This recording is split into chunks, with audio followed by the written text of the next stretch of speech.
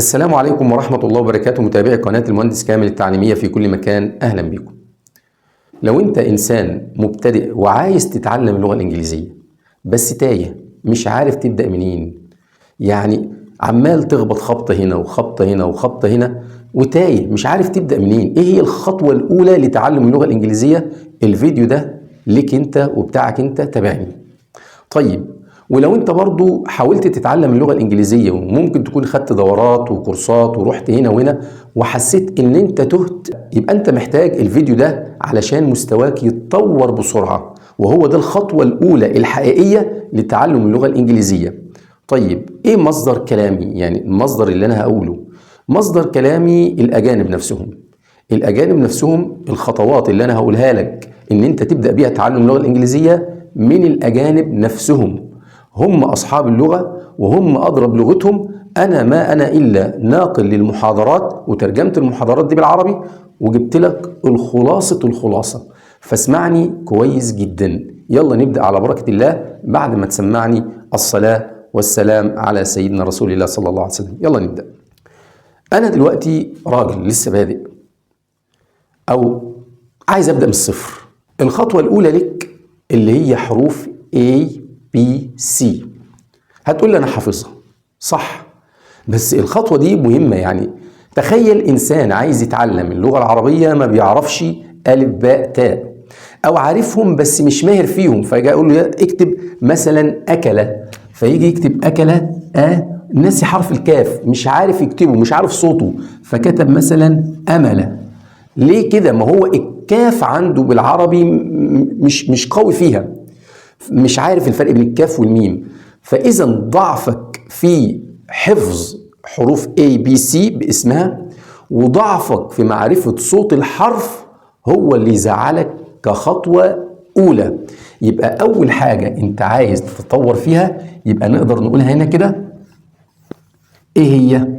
الحروف. لازم معرفة الحروف اللي هي الألفابت، الحروف الهجائية بأصواتها. طيب، ما عندكش حاجة أعرف بها صوت الحرف سريعا؟ طيب، إذا كانت دي خطوة أولى عندي لك، وركز معايا عشان زي ما أنا بقول لك دي خلاصة الخلاصة. طيب، الأجانب بيعرفوا صوت الحرف إزاي؟ خد دي مني، خدعوك فقالوا صوت الحرف محتاج تعليم. يعني هو الحرف صوته مش محتاج أتعلم نطق صوته؟ أبدا أبدا. الحرف صوته بالانجليزي هو صوته بالعربي، وانا الكلام ده قلته في اكتر من فيديو. يعني ايه؟ عشان بس ما تتوهش في اصوات الحروف. انت عايز تعرف صوت الحرف، وليكن حرف الكي، عايز تعرف صوته. شوف حرف الكي بيعادل ايه بالعربي، يعني ايه الحرف اللي اقرب لحرف الكي بالانجليزي؟ الكاف. بس خلاص انت جبت صوت الحرف، صوت الكاف. صوت الكاف عندك ايه بالعربي؟ لما اقول لك اكتب كامل او كريم، بس هو انت بتكتب كامل تقول كاف امل، ولا الكاف يعني كامل؟ خلاص، يبقى اذا صوت الكي انت جبته من العربي، يبقى شوف معناه بالعربي وصوته بالعربي وصوته بالانجليزي. طيب انا هقول لك صوت مثلا الاس. الاس بيعادل ايه عندك بالعربي؟ قول لي بيعادل ايه؟ حرف السين. طيب صوت السين عندك لو انت بتكتب مثلا سامي بتقول اس امي؟ لا، سامي، يبقى الاس صوته سين. طيب حرف وليكن الاتش، حرف الاتش عايز صوته، مش محتاج اجيب مراجع واجيب كتب، ده خطوه سريعه ومهمه لازم تبقى عارفها. الاتش اللي هو بيعادل الهاء بالعربي، الهاء انت بتتعلم بالهاء بالعربي. طيب لو انت هتكتب هاني بتقول ها اني ها ولا ها؟ طيب الاتش برضو صوته ها. بالمثال عايز تحفظ عليه زي قبعة، هات، يركل، كيك، صن، شمس. واحفظ على كل حرف كلمة تعرفك صوته، بس خلاص خلص الكلام. يبقى أصوات الحروف دي ما ينفعش إن أنت تعديها، ما ينفعش تقول لا لا لا لا ملهاش لازمة. ملهاش لازمة إيه؟ ملهاش لازمه ايه؟ من غير اصوات الحروف دي هتبقى ضعيف في قرايه الانجليزي وضعيف في السبلينج وضعيف في حفظ الكلمات وقرايه الكلمات ونطق الكلمات، كل حاجه. هي الف باء بتاعتك بالعربي، ازاي تبقى ضعيف فيها مش ماهر؟ خلاص صوت الحرف انا علمتك طريقه سريعه وجميله وسحريه. انا مثلا قلت لك حرف الاف صوته، بتعرف الاف ايه اقرب حرف له بالعربي؟ اف فاء. طيب عايز تجيب صوت الفاء بالعربي هي صوت الاف بالانجليزي. الفاء انت لو عايز تكتب فريد بتقول فريد ولا بس، يبقى صوت الاف زي كلمه فاء. الخطوه الثانيه اللي هي الضمائر.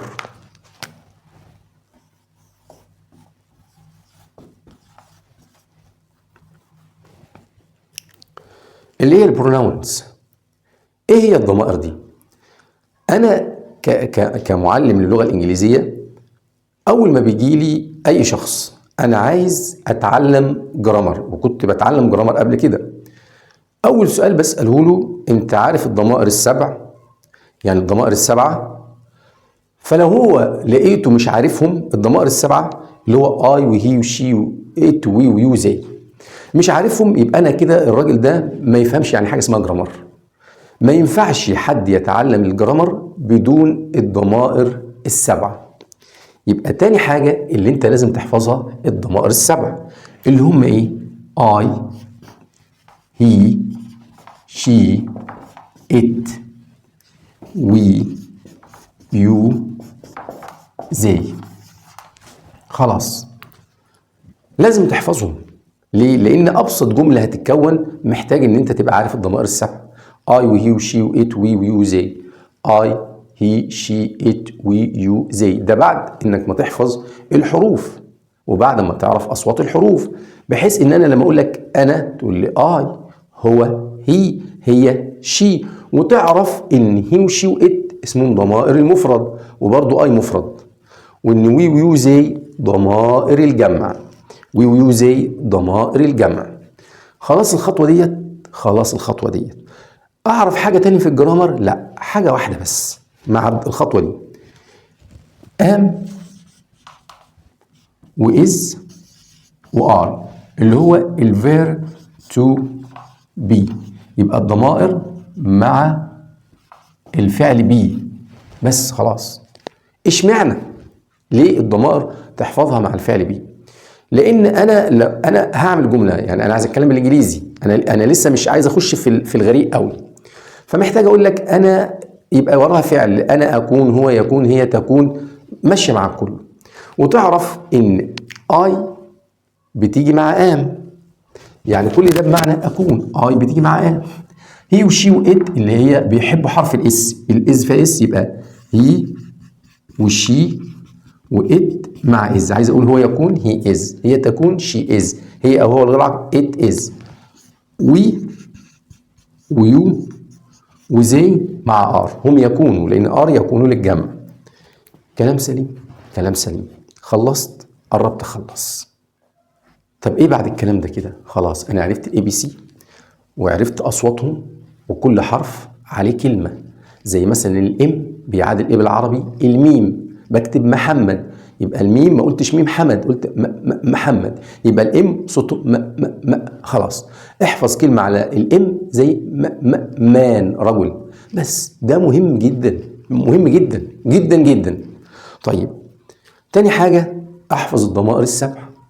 مش هينفع تتعلم جرامر من غيرهم مع الفيرب تو بي اللي هو انا اكون، هو يكون، انتم تكونوا، اللي الكل بياخد ده في تعلم. اي حد بيعلمك انجليزي لازم يديك الفيرب تو بي. طيب اخش بقى في الغريق في الجرامر بقى والازمنه. اقف، ستوب، ما تخشش في حاجه، ما تخشش في حاجه. تالت حاجه ووردز، كلمات. يبقى الفابت، ليترز الحروف، الضمائر اللي هي البروناونز. تالت حاجه الكلمات. انت بتتكلم ازاي؟ يعني انا مش فاهم. انا برضو هو ده هيطورني في الانجليزي؟ والله هيخلي مستواك يتحسن بسرعه جدا. ازاي؟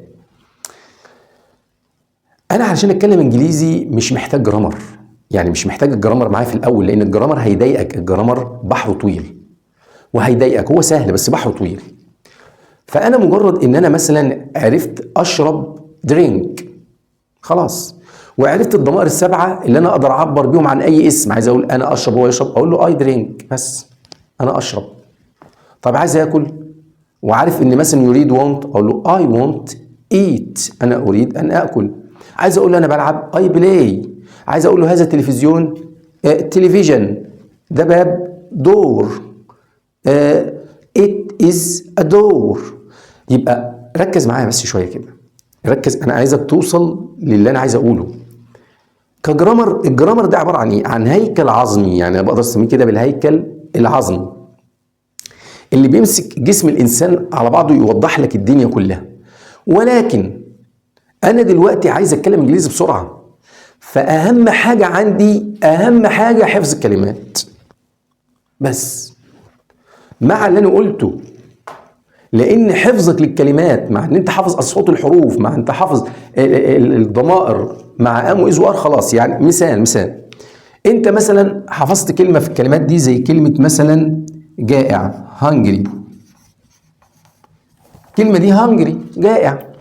طيب عايز اقول انا جائع، ما انت حافظ الفيرب تو بي مع الضمائر، اي لازم تحط معاه از، اي مع ام، تقول اي ام هانجري.